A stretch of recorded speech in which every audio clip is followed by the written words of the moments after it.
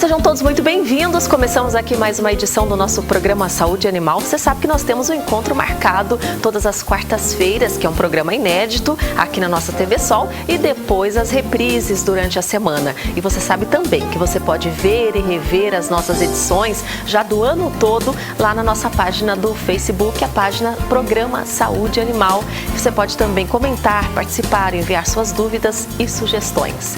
Para quem vem acompanhando as últimas edições do programa, vocês já sabem que nós estamos aqui apresentando uma série muito especial com a participação dos alunos do 8º termo do curso de Medicina Veterinária da Universidade de Marília. Então, para nós é uma grande satisfação poder acompanhar o resultado desse trabalho de pesquisa, de muita união, de muita dedicação desses grupos, que foram reunidos, na verdade, em 3 grupos, e esses grupos fazem parte de um projeto, e um projeto que foi elaborado em parceria com o Conselho Federal de Medicina Veterinária. E eles falam sobre competências humanísticas.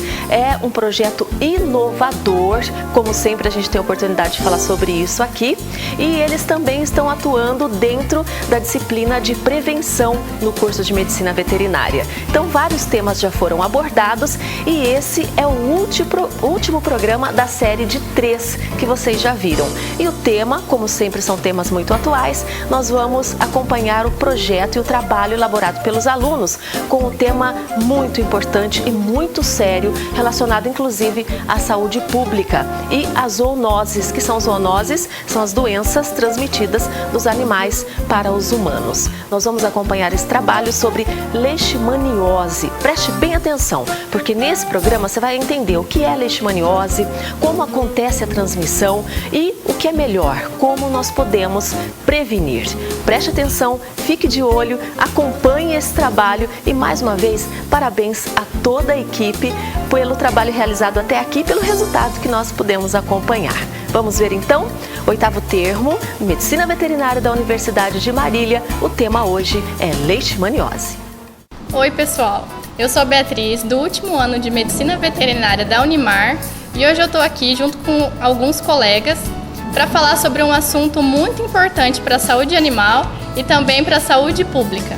Vamos abordar o tema leishmaniose.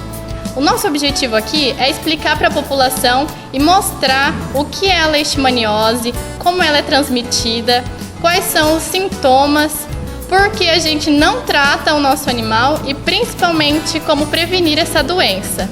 Lembrando que a leishmaniose é uma doença muito séria e que merece muita atenção da população, visto que tem aumentado os casos na população animal e também na população humana. Agora, a gente vai chamar a Giovana, uma colega minha de turma, que está no Hospital Veterinário da Unimar com 2 proprietários, onde a gente vai conversar com eles para saber qual o nível de informação que a população tem sobre essa doença. Olá, estamos aqui no Hospital Veterinário da Universidade de Marília, onde eu estou aqui com a proprietária Márcia Giovana, onde nós vamos fazer algumas perguntas para saber o que ela sabe sobre a leishmaniose canina. Eu sei que ela pode causar a morte do animal, pode ser contagiosa tanto para os donos e que a gente tem que tomar muito cuidado, cuidar muito dos nossos bichinhos. Qual é a sua maior dúvida sobre a leishmaniose canina? A minha maior dúvida é quanto tempo leva para aparecer a doença, se é questão de meses, anos, dias. Você pensou em leishmaniose quando seu animal apresentou alguns sinais clínicos parecidos com a doença? Na verdade, não. Se o seu animal tivesse dado positivo para a leishmaniose, você concordaria com a eutanásia? Na verdade, eu não sei. Eu acho que todo mundo ficaria sem reação na hora, E é um pouco difícil. Você sabe quais são as medidas preventivas contra a leishmaniose e o que é necessário para evitar que seu animal se infecte com a doença? É necessário a gente não deixar folhas, galhos no quintal de casa, coisas que se decompõem porque pode ajuntar o mosquito.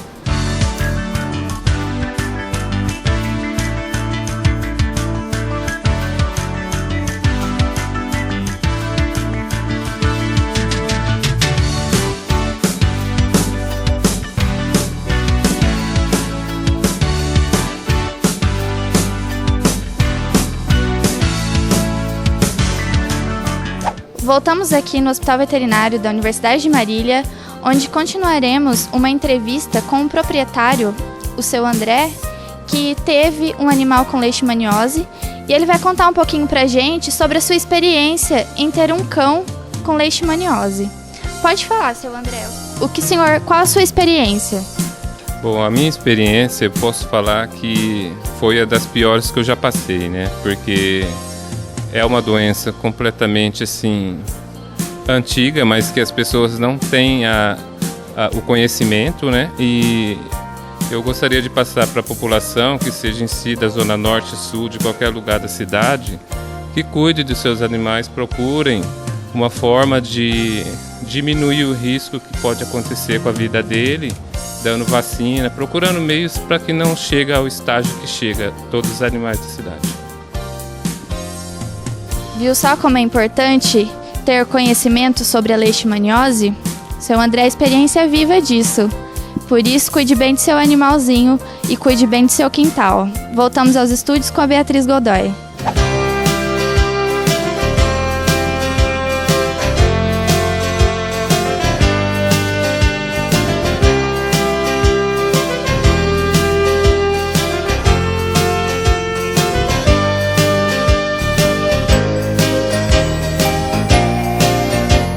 Agora, eu convido alguns alunos da Medicina Veterinária da Unimar para esclarecer algumas dúvidas que a população tem em relação à leishmaniose.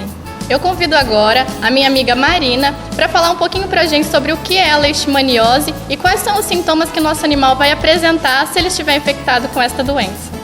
A leishmaniose se trata de uma doença parasitária grave que acomete os cães. Ela é causada por um protozoário que se chama Leishmania chagas e é transmitida pelo mosquito palha. Esse mosquito, ele é muito pequeno, tem a cabeça do tamanho da cabeça de um alfinete e é muito semelhante com aqueles mosquitos que ficam em cima de frutas já maduras. A leishmaniose é uma doença muito preocupante por se tratar de uma zoonose. É muito preocupante tanto na saúde pública como na saúde animal.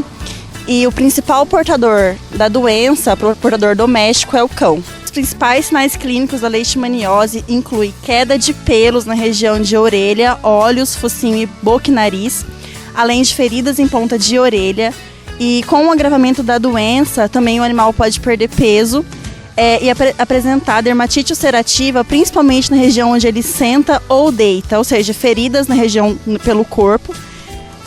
E com o passar do tempo, quanto mais vai se agravando a doença, também pode apresentar insuficiência crônica do rim, além de acometimento de outras vísceras, no caso baço e fígado, e crescimento das unhas.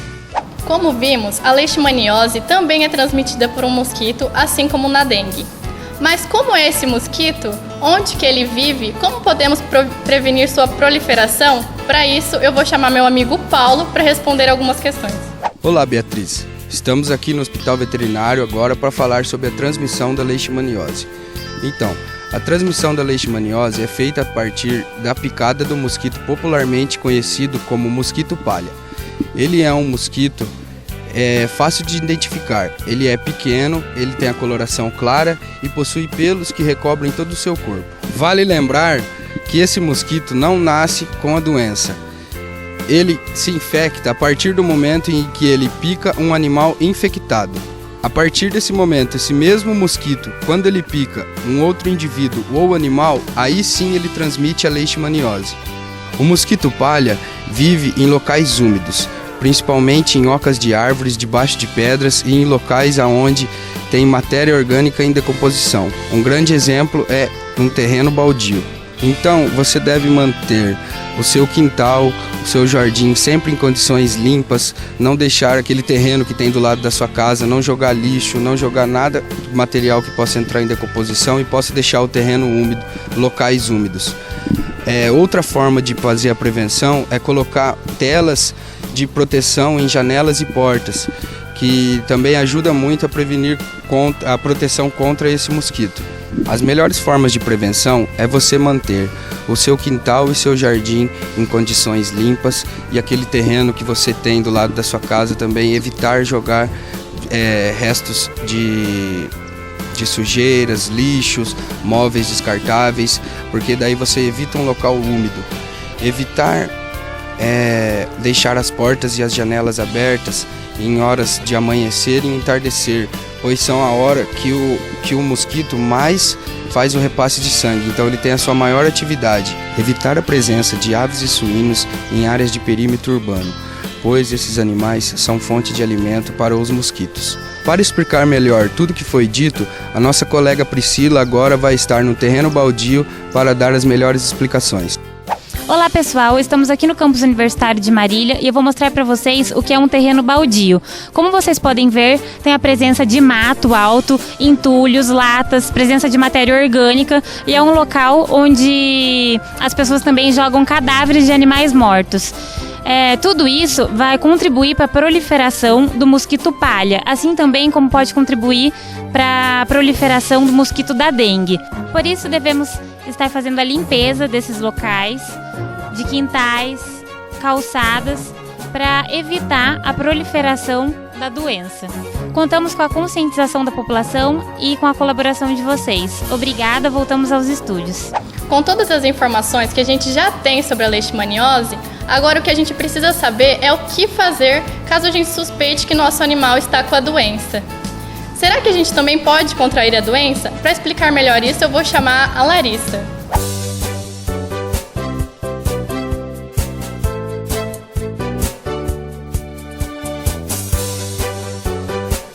Bom, Bia, eu estou dentro do laboratório de patologia clínica, onde realizo o diagnóstico. E sim, se o proprietário suspeitar que o animal está com leishmaniose, ele tem que encaminhar ou para o médico veterinário ou notificar imediatamente a divisão de zoonoses.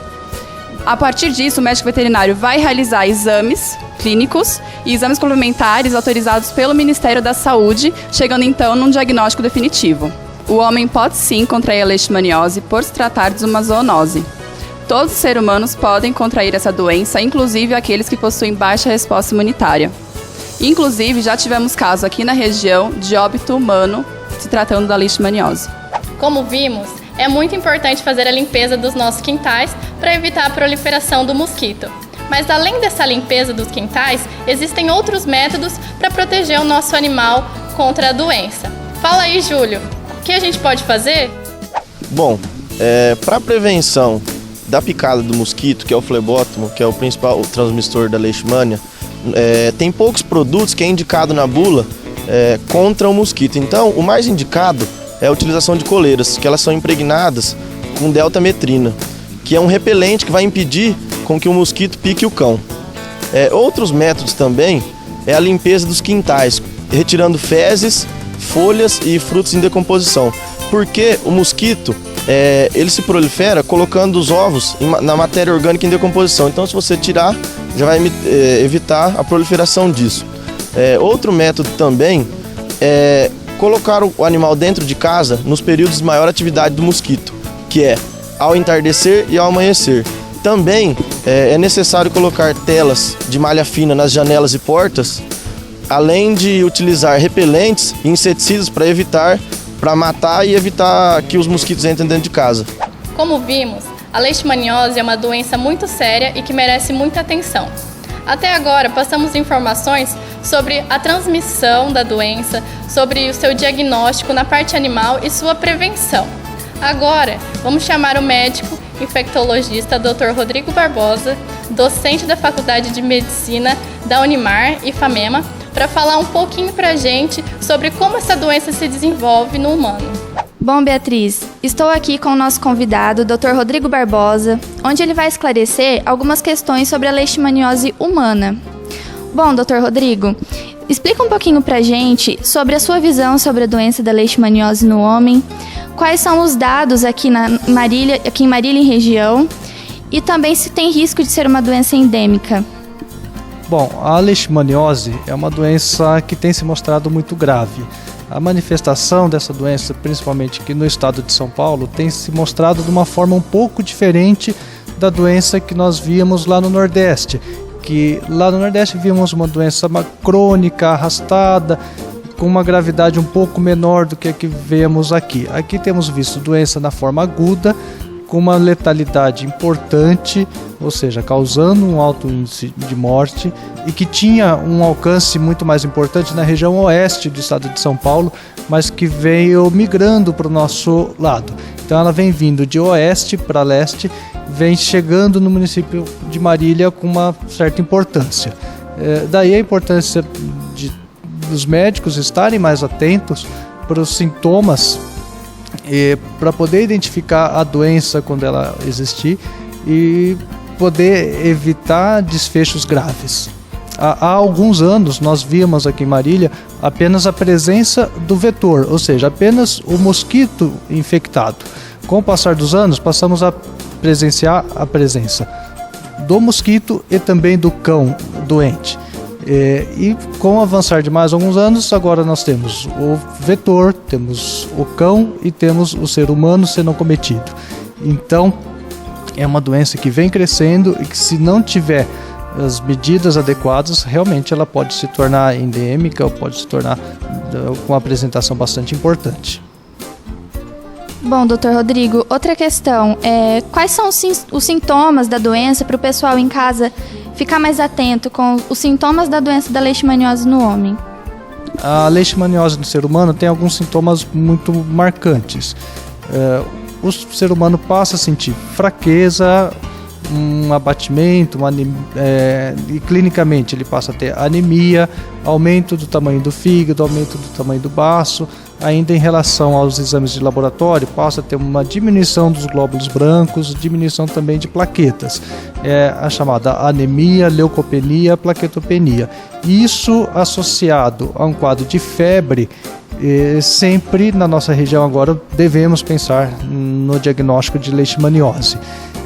Além disso, algumas outras alterações podem ocorrer laboratoriais: alteração das enzimas do fígado, alteração do tamanho do fígado, tamanho do baço, aumento do volume abdominal.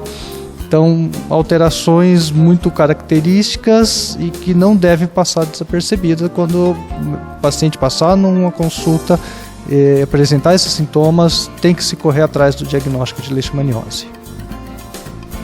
Doutor Rodrigo, qual é a conduta médica ao se deparar com um portador com leishmaniose em relação a tratamento e diagnóstico? O exame padrão ouro para diagnóstico de leishmaniose é a pesquisa do parasita na medula óssea. Isso é feito através de uma punção da medula óssea no osso externo e levado ao laboratório por o hematologista e o parasitologista procurarem o parasita. Encontrando ali o parasita, está feito o diagnóstico e autorizado o início do tratamento. Existem outras formas também de diagnóstico, que são as chamadas sorologias. O teste rápido é um deles, que facilita o diagnóstico quando não se consegue visualizar o parasita na medula, mas porém tem uma forte suspeita clínica baseada nos sintomas e nas alterações do hemograma. Então, basicamente, o diagnóstico: sorologia, um teste rápido e a punção da medula óssea. E a partir daí se inicia o tratamento, que tem diversas drogas para se tratar a leishmaniose. Essas drogas vão ser diferentes dependendo da idade e de algumas doenças que o paciente pode apresentar. Existem drogas que são indicadas para crianças muito novas e para pacientes idosos. Drogas que são indicadas para situações especiais, por exemplo, quem tem algum problema renal ou algum problema cardíaco, vai ter um tratamento específico de acordo com as suas doenças de base. E para finalizar aqui para o pessoal que está em casa, qual seria a sua recomendação para prevenção da doença? Os cuidados dentro de casa, no quintal? Primeiro é cuidar muito bem do seu quintal. A transmissão está muito ligada à questão de ter sujeira no quintal, que possa permitir o acúmulo do vetor, o acúmulo do mosquito. Fazendo uma limpeza adequada do quintal, isso vai diminuir a presença do mosquito ali e diminuir a transmissão. Outra questão é cuidar bem do seu animal, fazer o uso da coleira repelente no seu animal para evitar que ele contraia a doença e que ele passe a ser um transmissor da doença. Então, cuidar do seu quintal e cuidar bem do seu animal. Muito obrigada, Dr. Rodrigo, pela participação. Está aí informações muito importantes a respeito da leishmaniose no homem. E agora volto aos estúdios com a Beatriz. Como pudemos acompanhar até agora, essas informações são muito importantes para a gente poder prevenir a doença no animal e também evitar que a gente contraia a doença. Então, contamos com a ajuda de todos para colocar essas informações em práticas e assim evitar a disseminação dessa doença. Muito obrigada pela atenção e até o próximo programa.